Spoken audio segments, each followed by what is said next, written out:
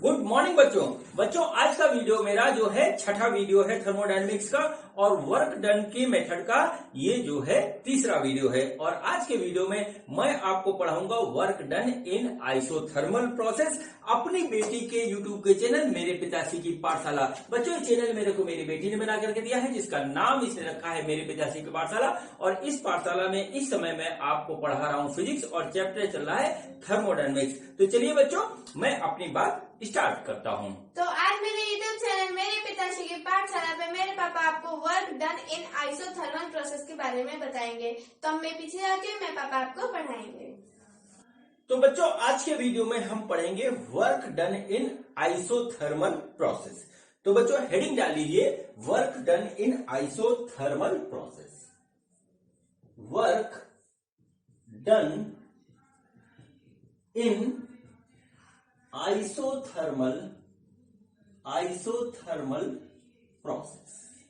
ठीक है बच्चों, ये हमारा हेडिंग है और इसको हम पूरे डिटेल में पढ़ेंगे और मैं अपनी पूरी कोशिश करूंगा कि आपको एक एक पॉइंट मैं क्लियर कर दूं। ठीक है बच्चों, तो बच्चों यही सी बात है कि मैं आपसे फिर से एक बात कह रहा हूं कि हम इसको क्यों पढ़ेंगे। बच्चों हम इसको इसलिए पढ़ेंगे क्योंकि हमको बहुत अच्छी तरीके से समझना है अभी फर्स्ट लॉ ऑफ थर्मोडायनेमिक्स। ठीक है, इसको बहुत अच्छी तरीके से समझना है जिसका जो है हमारा जो है ये होता है फार्मूला कि Q बराबर U प्लस डब्ल्यू, जहां Q हमारी हीट होती है जो हम सिस्टम को देते हैं, U इंटरनल एनर्जी होती है और W वर्क होता है जो कि अलग अलग प्रोसेस में अलग अलग होता है। बच्चों इस लॉ को समझने के लिए जब हमारा थर्मोडायनेमिक्स का आइसोथर्मल प्रोसेस चल रहा होगा तो हमारा वर्क क्या होता है उसको करने के लिए हम ये पढ़ने जा रहे हैं। ठीक है बच्चों, तो देखिए हमारा आइसोथर्मल प्रोसेस क्या होता है पहले तो हमको वो समझना होगा, उसके बाद हम देखेंगे कि वर्क डन इन आइसोथर्मल प्रोसेस क्या होता है। ठीक है, एक एक बात को नोट करिएगा, कॉपी पे लिखिएगा तब आपको बहुत हेल्प मिलेगी। देखिए आइसोथर्मल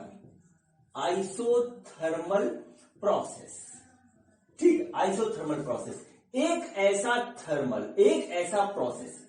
ऐसा प्रोसेस जिसमें हमारा temperature through out the process constant रहता है। ऐसे जो है प्रोसेस को हम कहते हैं आइसोथर्मल प्रोसेस।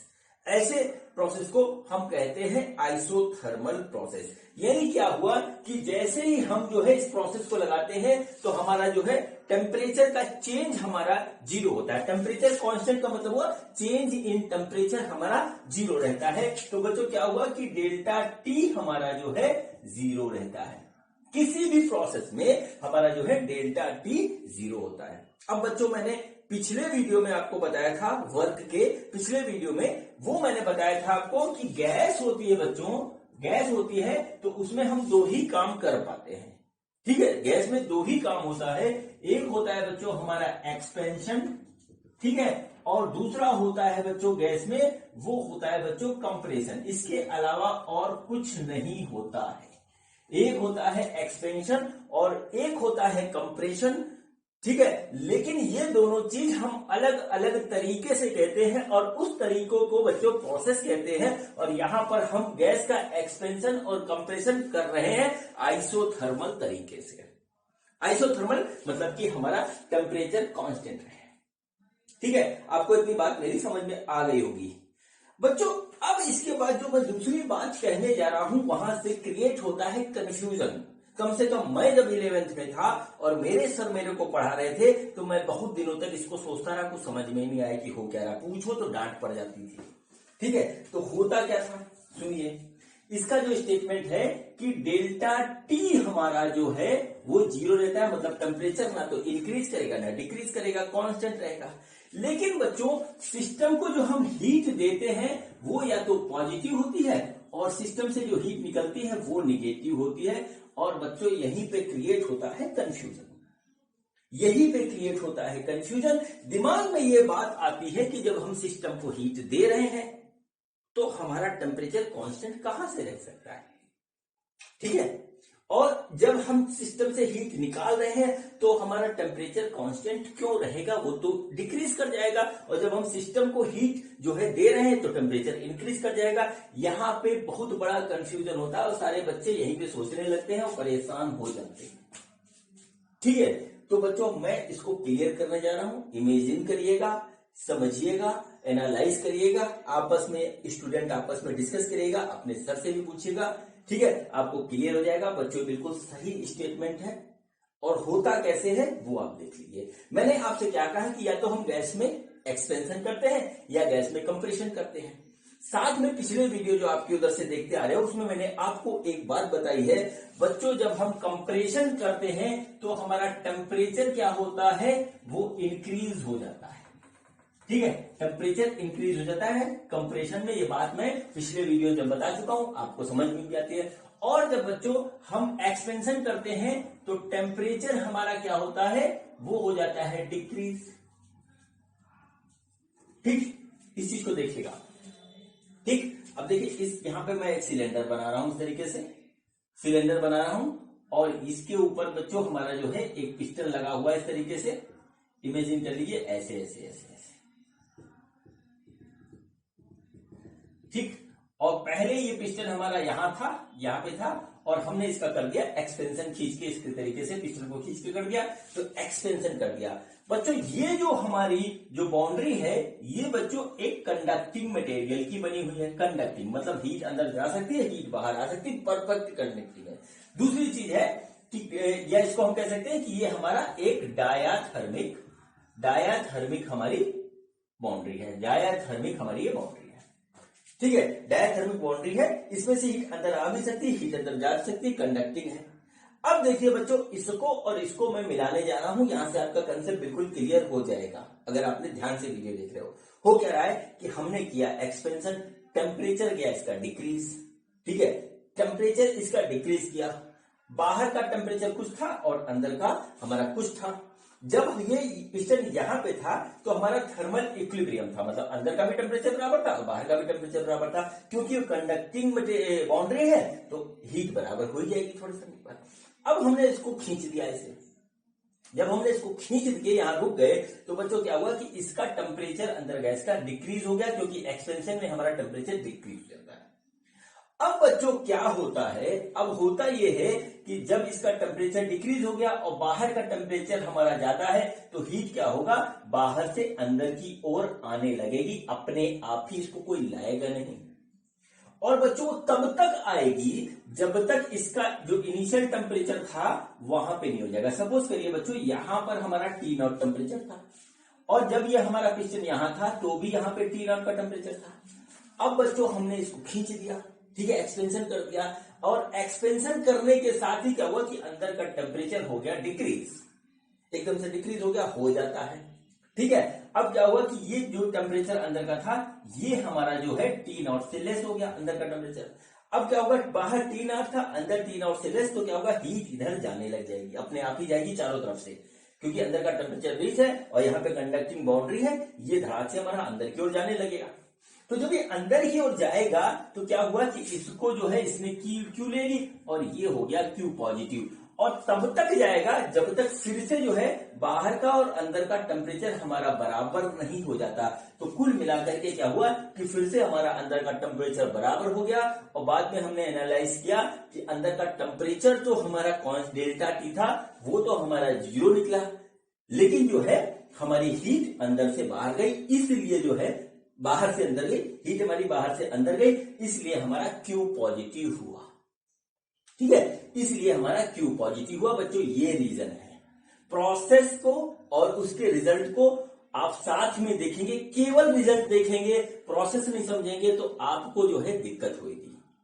ठीक है, तो आपको दिक्कत होगी। अगर आप देखेंगे कि प्रोसेस ये हो रहा है तो उसके जो है रिजल्ट ये निकलेंगे कि हमारा डेल्टा टी, तो देखिए आइसोथर्मल में हमारा डेल्टा टी 0 रहना ही रहना है, लेकिन क्यू हमारा जो है, क्यू हमारा है वो हमारा 0 नहीं होगा, वो हमारा या तो पॉजिटिव होगा या निगेटिव होगा, क्योंकि हमारा जो प्रोसेस है वो या तो एक्सपेंशन का होगा या कंप्रेशन का होगा।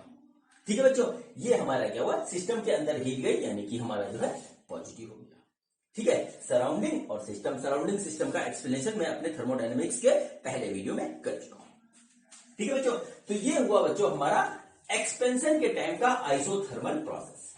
अब बच्चों देखिए क्या होता है कि मैं इसी प्रोसेस को कंप्रेशन के फॉर्म में आपको समझाने की कोशिश करता हूं।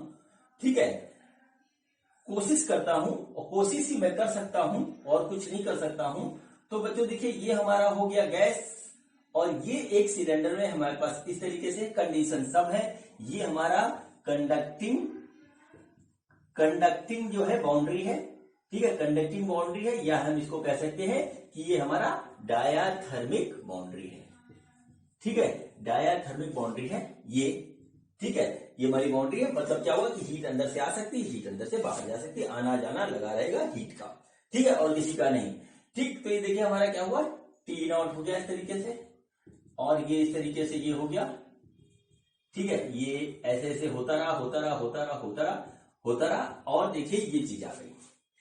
अब बच्चों देखिए हम क्या कर रहे हैं, हम कर रहे हैं कंप्रेशन। हमने चाहे किसी तरीके से हाथ से, मशीन से, मोटर से, चाहे इसके ऊपर वेट रख के, चाहे कैसे भी, हमने क्या किया कि इसको दबा दिया। ठीक, दबाया, दबाने पे पिस्टन आ गया यहाँ पे। ठीक है, सपोज करिए पिस्टन यहाँ पे आ गया। अब बच्चों हमने क्या लिखा है कि कंप्रेशन में टेम्परेचर इंक्रीज हो जाता है।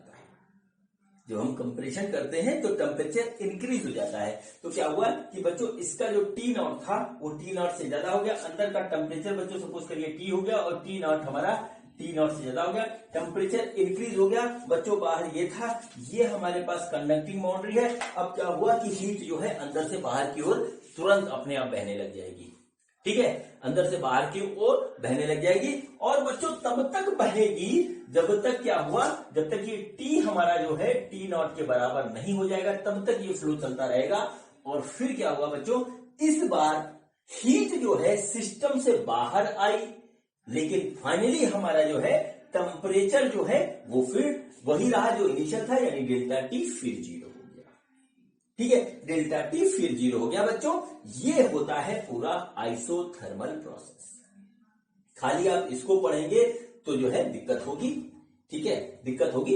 इसके साथ बच्चों ये होता है, इसमें इस टाइम टेम्परेचर डिक्रीज होता है, इस टाइम हमारा टेम्परेचर इंक्रीज होता है। जब टेम्परेचर इंक्रीज होता है तो हीट बाहर आती है, हीट बाहर आकर के क्या होता है, फिर उसको जो है इनिशियल टेम्परेचर पे जाती है, तो डेल्टा T 0 और Q नेगेटिव। और जब हमारा टेम्परेचर डिक्रीज होता है तो ये हीट बाहर से अंदर जाती है और हमारा Q पॉजिटिव हो जाता है, क्योंकि सिस्टम में हीट हमारी गई। ठीक है, सिस्टम में हमारी हीट गई। तो ये बच्चों पूरा हमारा जो है इसका एक्सप्लेनेशन है। इस वजह से बच्चों क्या हुआ कि हमारा ये जो है डेल्टा T हमारा हो गया 0, क्योंकि हमारा जो है टेम्परेचर जो है थोड़ी देर बाद फिर वही हो जाता है जो इनिशियली था। ठीक बच्चों, तो ये हमारा हुई पूरी बात। ठीक, अब देखिए ये हमारी हुई Q और ये हो गया हमारा डेल्टा T। और वर्क अभी हम थोड़ी देर बाद निकालेंगे, फिर हम उसको फर्स्ट लॉ ऑफ थर्मोडायनेमिक्स में अप्लाई कर सकते हैं। ठीक है, चलिए बच्चों अब हम बात करते हैं आगे की, और देखिए कि यहां पर क्या और चीजें होती है। ठीक बच्चों, तो देखिए क्या होता है। अब बच्चों देखिए गैस पे ही हम काम करते हैं थर्मोडायनेमिक्स में। हम थर्मोडायनेमिक्स में क्या करते हैं, हम थर्मोडायनेमिक्स में सिर्फ और सिर्फ गैस पे ही जो है वर्क करते हैं। और बच्चों गैस में जो है हम जो है पढ़ाई कर रहे हैं, तो हम बच्चों हम एक एजम्पशन मान के चलते हैं कि हम आइडियल गैस पे काम कर रहे हैं।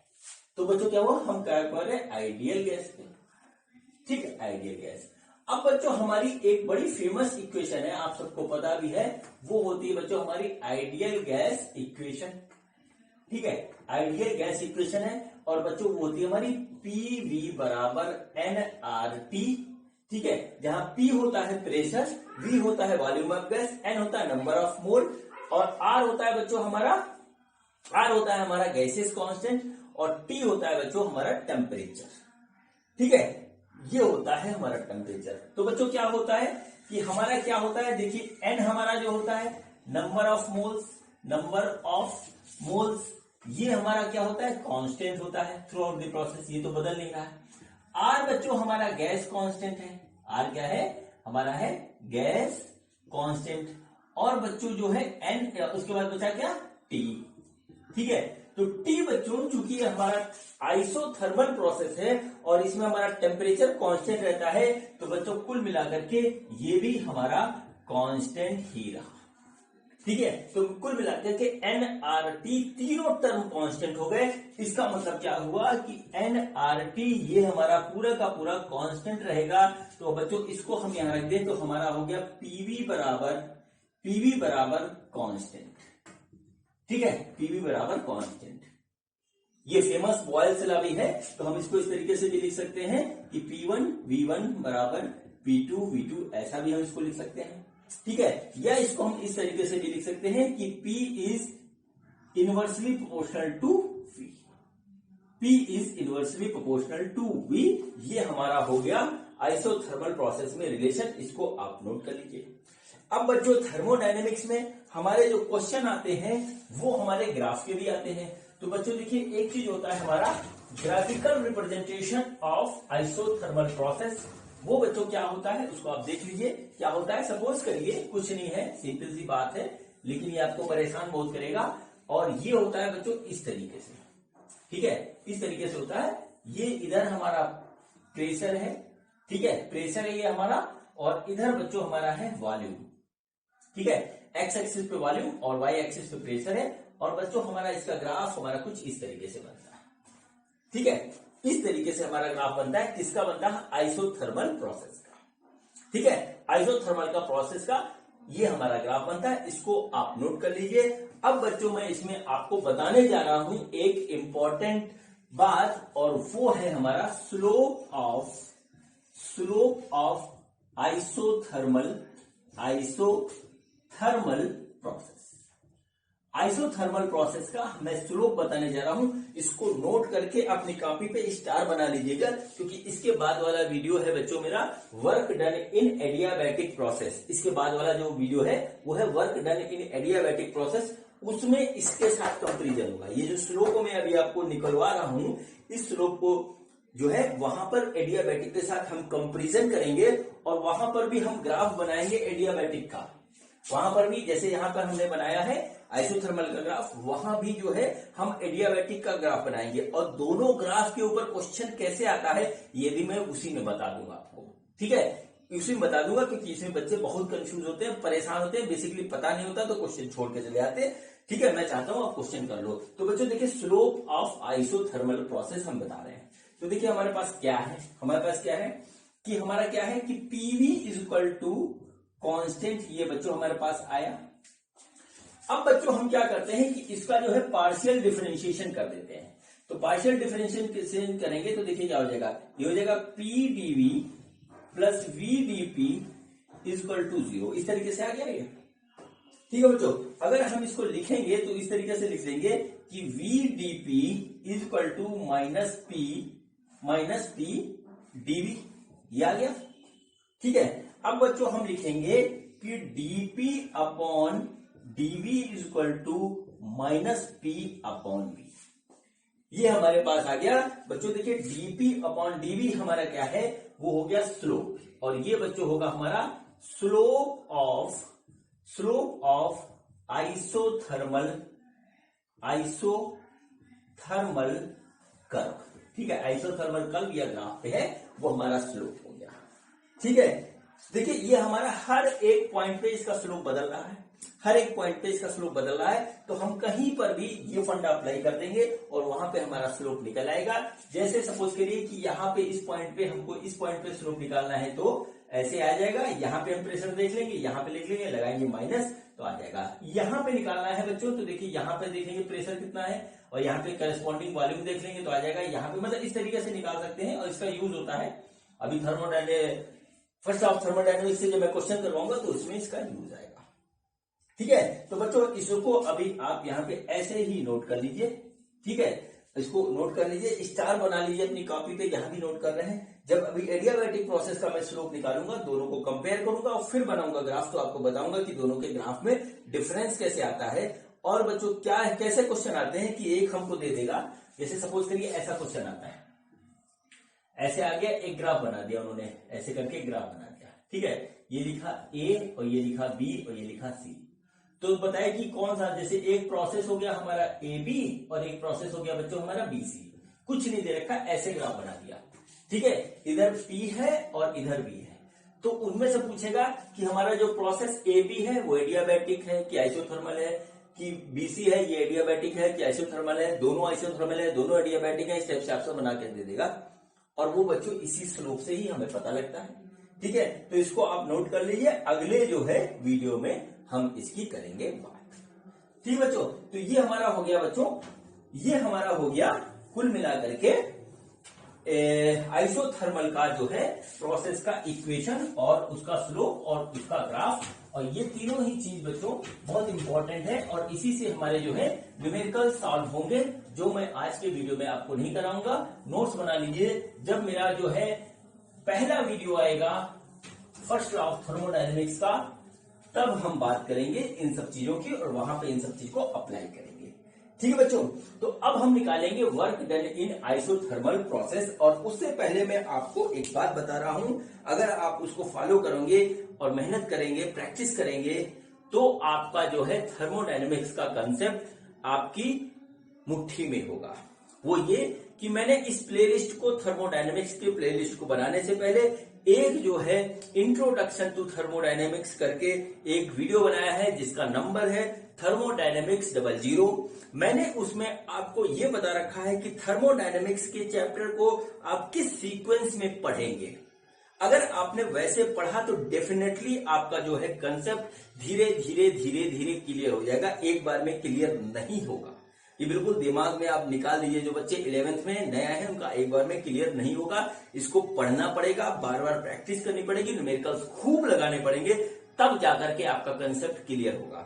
लेकिन जिस तरीके से आप पढ़ेंगे उस तरीके को मैंने उसमें एक्सप्लेन कर दिया, अगर वैसे आपने पढ़ा तो आपको समझ में आएगा। अगर आप मेरा वीडियो देख रहे हो, मेरे यूट्यूब चैनल का जो है वीडियो देख रहे हो, तो मेरी एक आपसे और रिक्वेस्ट है कि आप सारे प्लेलिस्ट के वीडियो देखिएगा और नोट्स बना करके उसको रखिएगा और फिर न्यूमेरिकल लगाइएगा, तो आप कर ले जाओगे। और नहीं देख रहे हो तो कोई बात नहीं, फिर भी अगर आप किसी और का भी देख रहे हो तो भी मेरी ये रिक्वेस्ट है कि आप उनका भी, जिस किसी का भी आप देख रहे हो उनका भी आप सारा प्लेलिस्ट का वीडियो देखिएगा, तभी आपको समझ में आएगा। क्योंकि मैंने देख रखे हैं लोगों के, बहुत अच्छे अच्छे टीचर ना, बहुत अच्छे तरीके से समझाया सबने, ठीक है। और जब तक आप पूरा नहीं देखोगे तो आपको समझ में नहीं आएगा।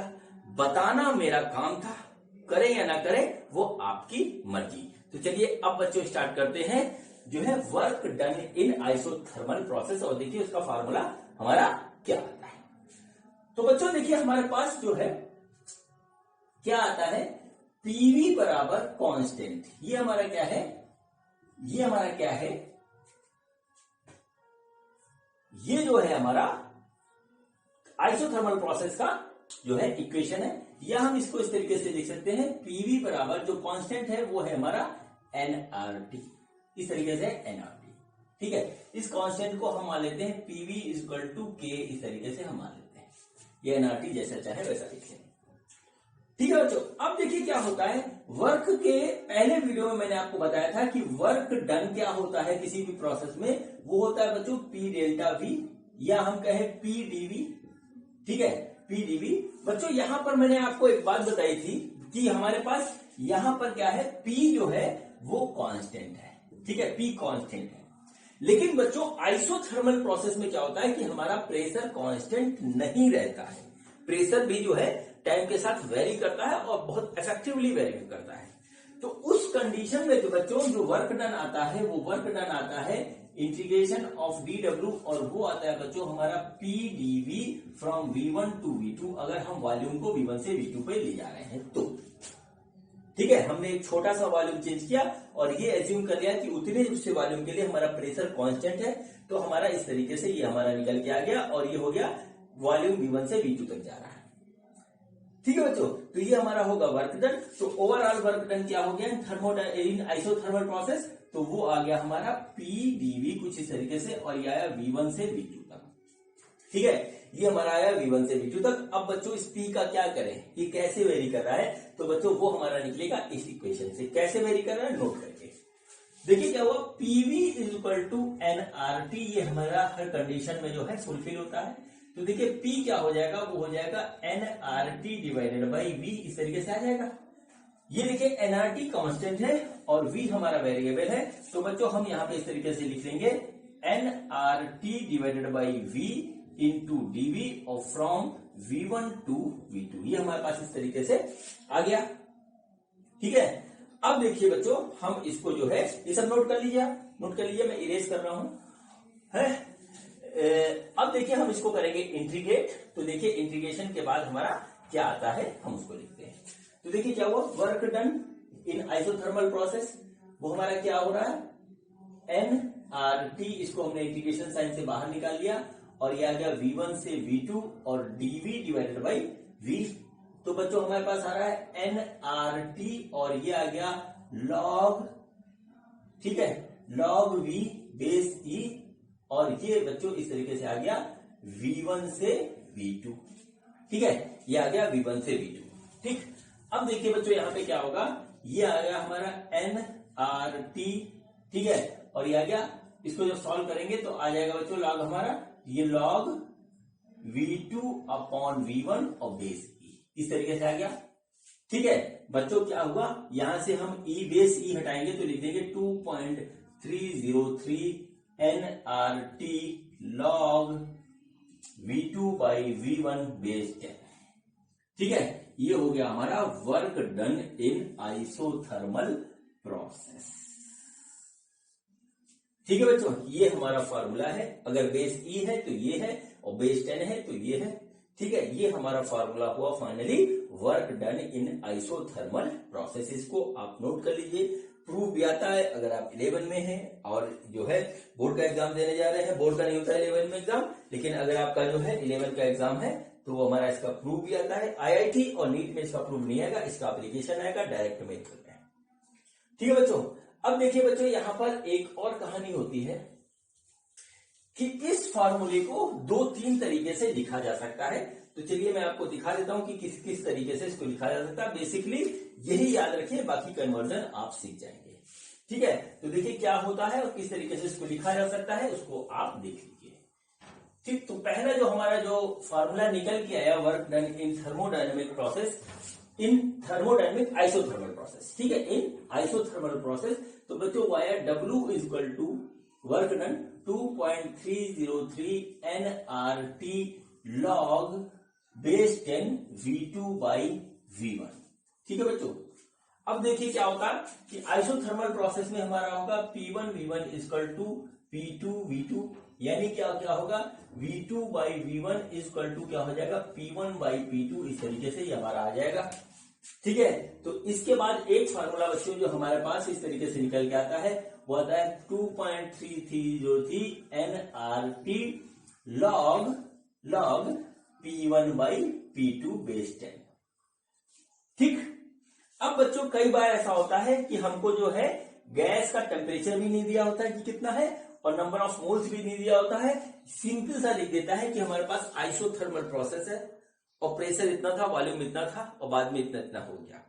तो उस कंडीशन में बच्चों हम लगाएंगे जो है ये फार्मूला P1 V1 बराबर nRT, यानी nRT की जगह हम P1 V1 या P2 V2 बराबर nRT इस तरीके से हम लिख सकते हैं। तो क्या होगा कि nRT की जगह चाहे हम ये लिख दें चाहे ये लिख दें, क्योंकि ये दोनों बराबर हैं, तो हम एक बार इसको इस तरीके से भी लिख सकते हैं 2.303 P1 V1 log V2 by V1, पहले वाले में रखा हमने, और W इक्वल टू 2.303, ठीक है, P2 V2 log, ठीक है, log V2 बाई V1। ठीक है, बेस 10 है, यहाँ भी बेस 10 है, या क्या। अब बच्चों इसको अगर आप जो है P1 P2 में रखो तो यहाँ पे आ जाएगा। ठीक है, तो ये कुल मिला के रखे, ये हमारे इतने तरीके के फार्मूले हैं जो कि वर्क डन इन आइसोथर्मल प्रोसेस के जो है रिप्रेजेंट करते हैं। और ये हमारा जो पहला वाला फार्मूला है, मैं आपसे कहूंगा कि आप इसी को याद रखें। ठीक है, अधिकतर यही यूज होता है, यही सबको ध्यान भी देता है। अगर कहीं कन्वर्जन की जरूरत पड़ती है तो हम इन फार्मूले को यूज करके इसमें कन्वर्जन कर सकते हैं। ठीक है बच्चों, तो इसके लिए मैं आपसे रिक्वेस्ट करूंगा कि वर्क डन इन आइसोथर्मल प्रोसेस के इस जो है डेरिवेशन को आप जो है 2-3 बार अच्छी तरीके से कर लीजिए, अगर खासतौर से आप 11th में हैं तो।